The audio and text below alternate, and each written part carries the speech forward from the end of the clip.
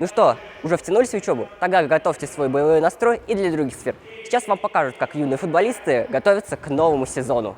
Гора новостей на футбольной тренировке спортивной школы номер 31. Эти ребята только начали свой спортивный путь. Многие из них профессионально занимаются футболом только несколько недель. Чтобы не отбить желание от регулярных занятий и систематических тренировок, многие упражнения проходят в формате подвижных игр.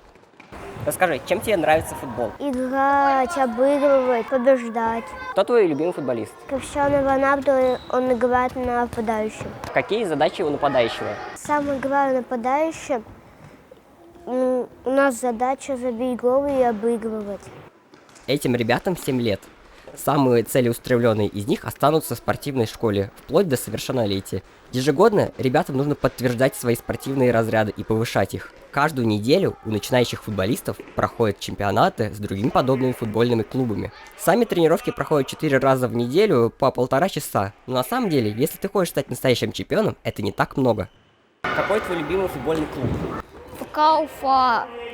Там все падают отлично, высоко. Вратарь то же самое, как бы. Но они проигрывают почему-то, я не знаю. Если бы ты был тренером, то какую тактику бы ты выбрал?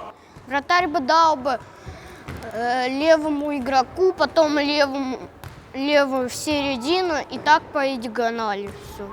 А ты сам на какой позиции играешь? На нападающем. Отлично обыгрываю.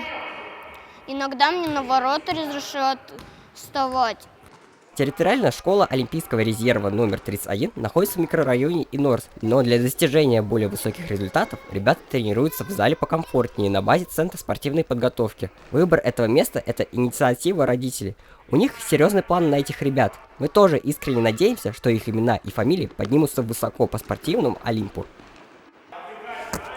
Юные футболисты только начали тренироваться, но представьте, какая это мотивация стать чемпионом в будущем. Рафаэль Мурзаев, Рамазан Мусин, специально для Горы новостей.